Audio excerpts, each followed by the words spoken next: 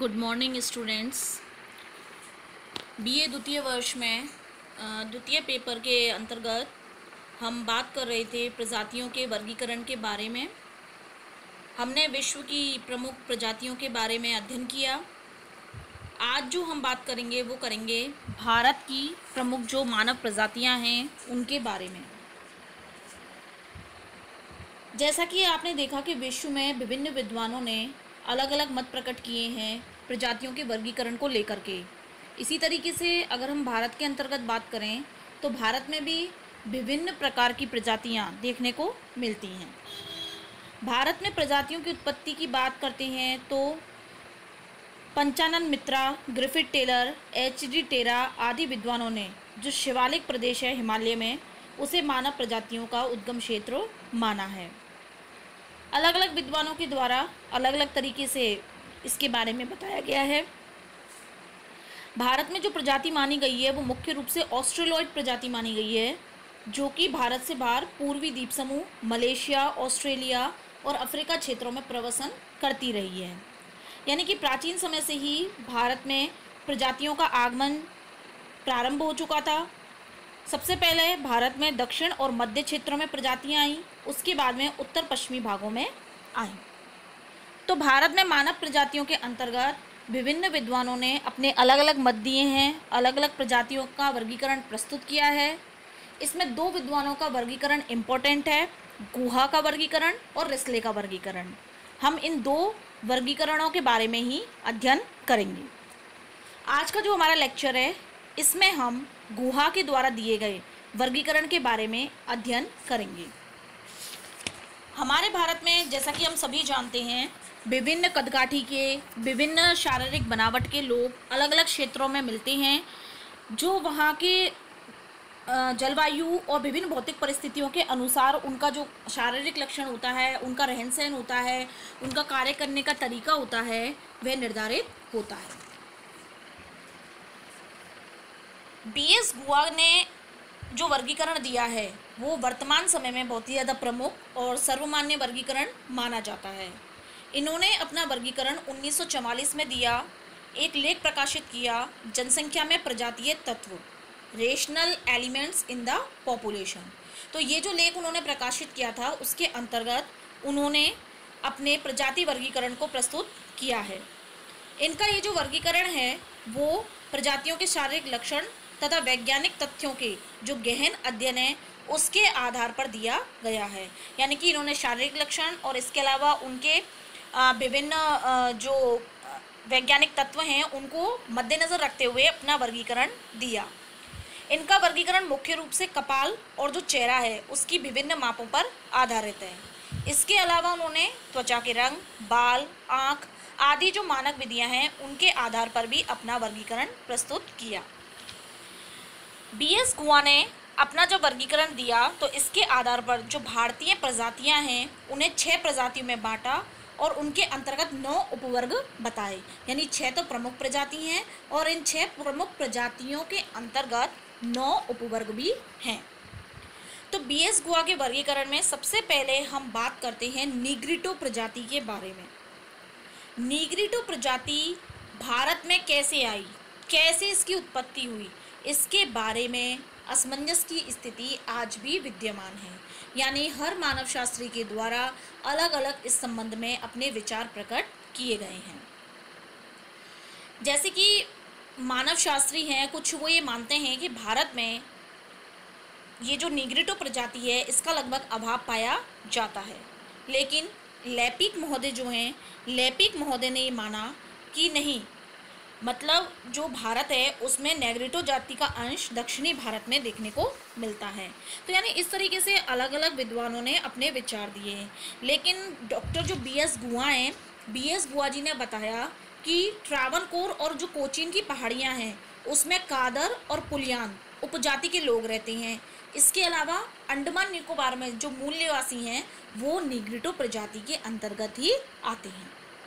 वर्तमान में ये जो प्रजाति है इसके लोगों की संख्या में धीरे धीरे कमी आ रही है। भारत के अंतर्गत ये जो नीग्रिटो प्रजाति रहती है ये मुख्य रूप से बिहार राज्य के पूर्व में स्थित जो राजमहल की पहाड़ियाँ हैं, असम में इनमें इनका विकास देखने को मिलता है।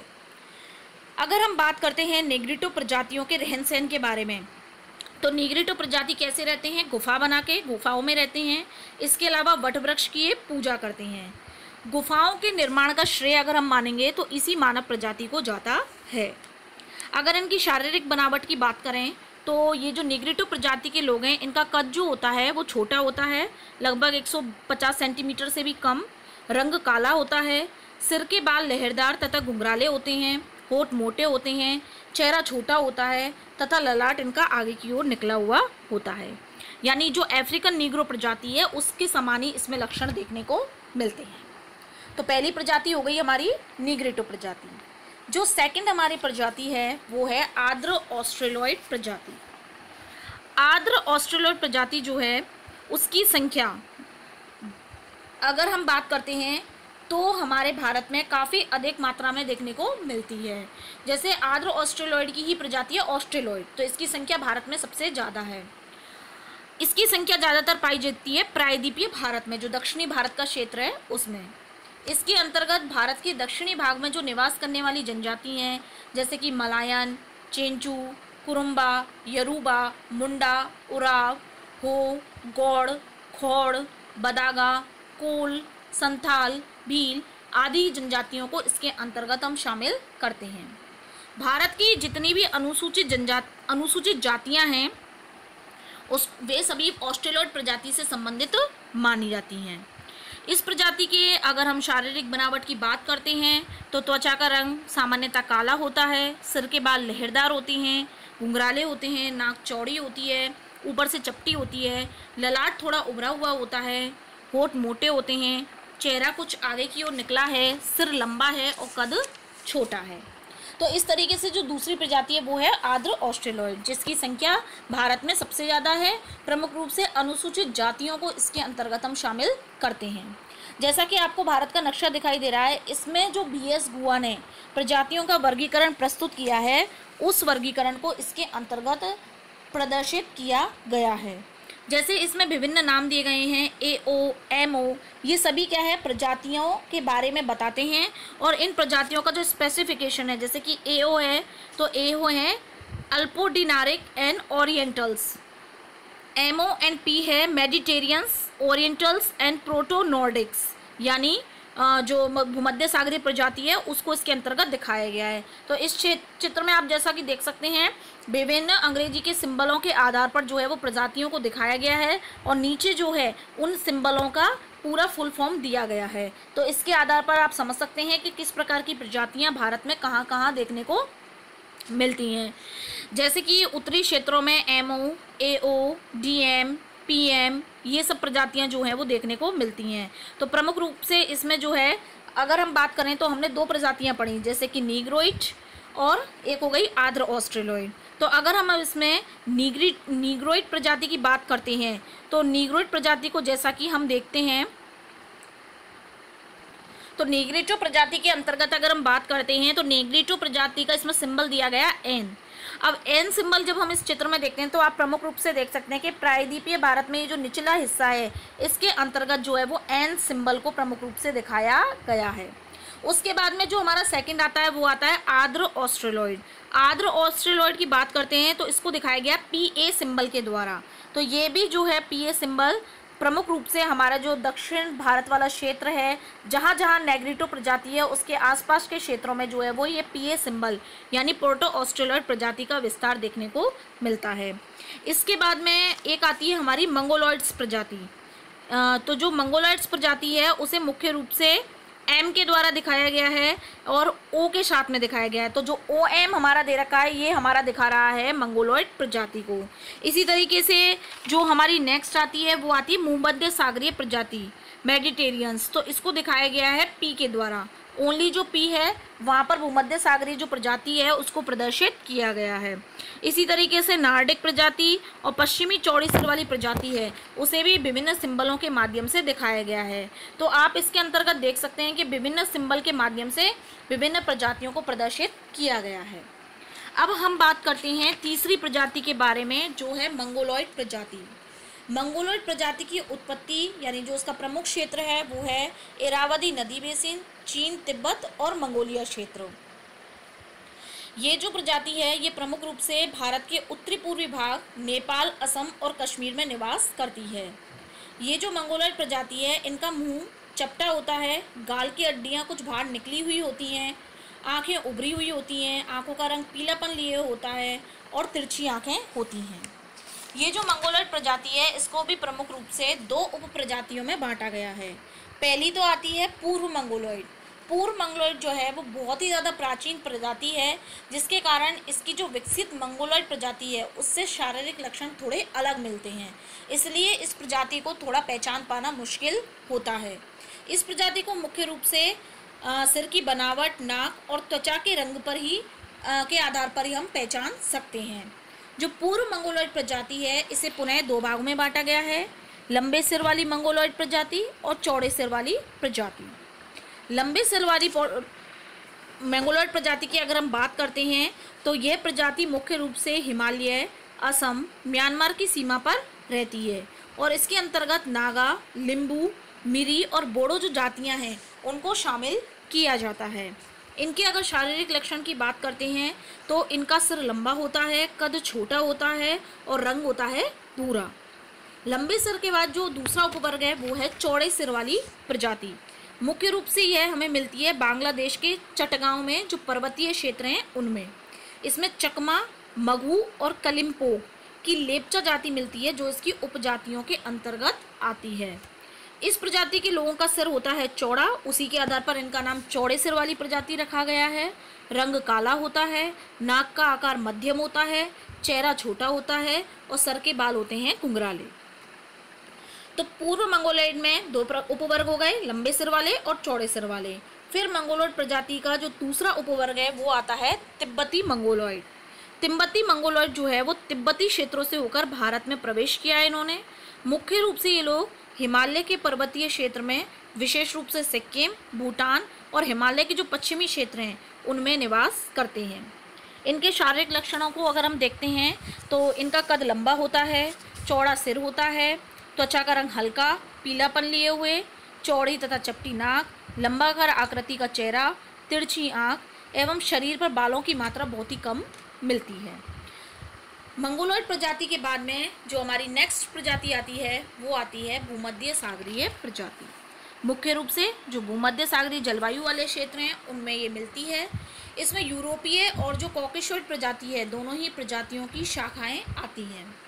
भारत में इसका विस्तार उत्तर प्रदेश, पंजाब, महाराष्ट्र, पश्चिम बंगाल, दक्षिण में मालाबार तटों पर मिलता है।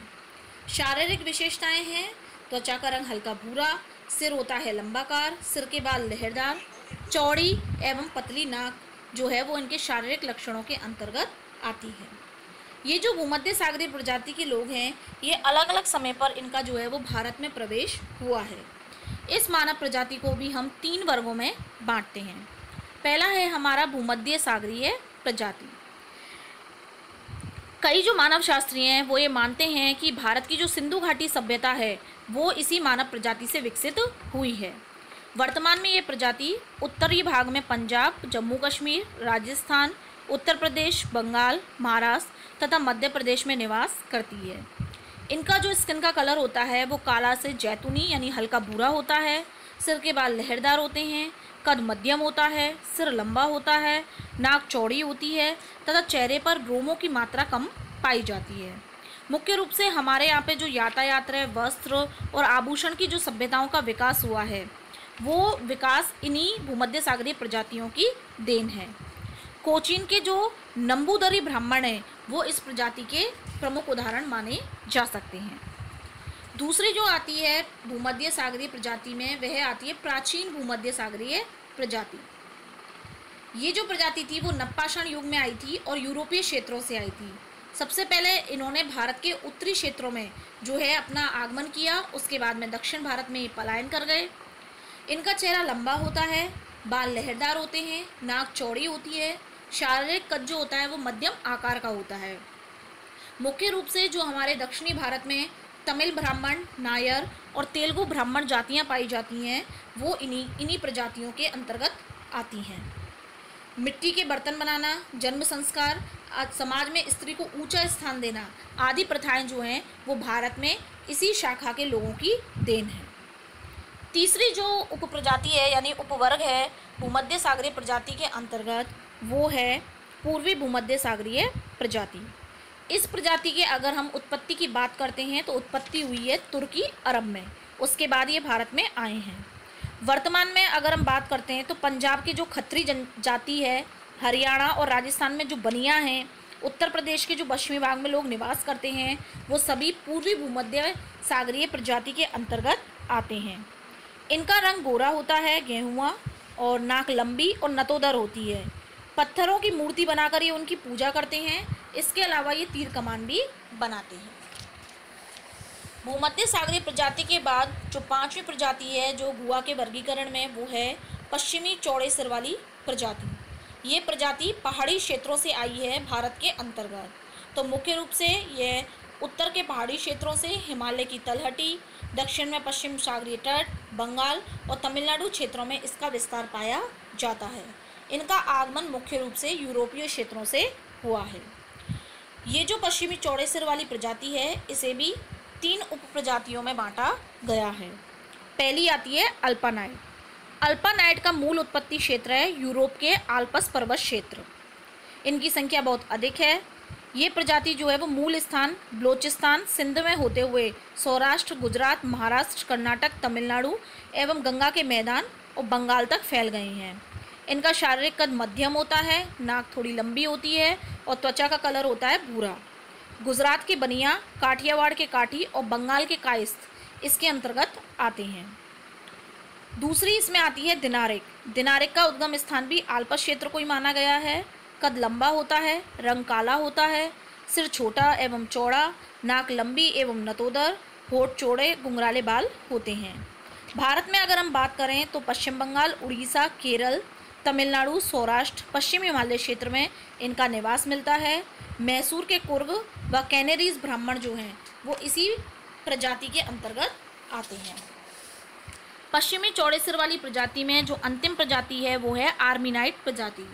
आर्मीनाइट प्रजाति के लोग भारत में सबसे कम हैं। इनका कद बहुत ही मध्यम आकार का है, सिर चौड़ा होता है और नाक लंबी होती है। कलर इनका होता है वाइट। बम्बई में निवास करने वाले पारसी, बंगाल के कायस्थ और बेद्दा जाति जो है वो इसके अंतर्गत आते हैं। गुआ के वर्गीकरण में जो छठी लास्ट प्रजाति है वो है नार्डिक प्रजाति। नार्डिक प्रजाति के लोगों का आगमन भारत में सबसे लास्ट में हुआ है। इसकी उत्पत्ति मुख्य रूप से स्टेपी प्रदेशों में मानी जाती है।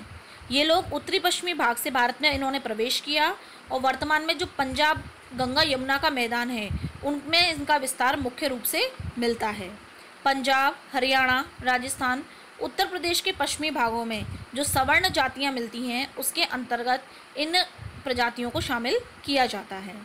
इनका शारीरिक कद लंबा एवं सुगठित होता है, सिर का आकार बड़ा होता है, नाक लंबी होती है, पतली एवं ऊंची होती है, त्वचा का रंग गोरा होता है और आंखें नीली होती हैं। उत्तरी पश्चिमी सीमा के रेड काफिर, रामपुर के खलस, बीजापुर के पठान, उत्तरी भारत के जाट और गूजर इस प्रजाति वर्ग के अंतर्गत आते हैं। ये प्रजाति के लोग जो हैं अपने साथ उन्नत किस्म के गेहूँ, दूध, जुआ का खेल और आर्य भाषा आदि लेकर के आए हैं। तो भारत में इस प्रजाति की देन जो है वो प्रमुख रूप से मानी जाती है। तो इस तरीके से बीएस गुहा महोदय ने अपने प्रजाति वर्गीकरण के अंतर्गत जो भारत की प्रजातियां हैं उन्हें 6 प्रमुख वर्गों में रखा है। इसके अलावा आगे कई आधारों पर इसकी आलोचना भी की गई है। कई विद्वानों ने माना कि भारतीय जनसंख्या में नेग्रिटो तत्व इन्होंने माने हैं, जबकि अन्य विद्वान ये मानते हैं कि भारत में नेग्रिटो जनजाति नहीं है। तो इस तरीके से इनके कुछ जो वर्गीकरण के कुछ तत्व हैं उनको स्वीकृत किया गया है, कुछ को स्वीकृत नहीं किया गया है। लेकिन फिर भी सरकार ने अपने अध्ययन में जो गुहा का निष्कर्ष है उसको गलत बताया है। सरकार के अनुसार जो भारतीय जनसंख्या है उसमें दीर्घ कापालियता की प्रधानता देखने को मिलती है। तो इस तरीके से ये गुहा का वर्गीकरण है। अब जो इसमें नेक्स्ट वर्गीकरण है वो हम पढ़ेंगे रिस्ले का।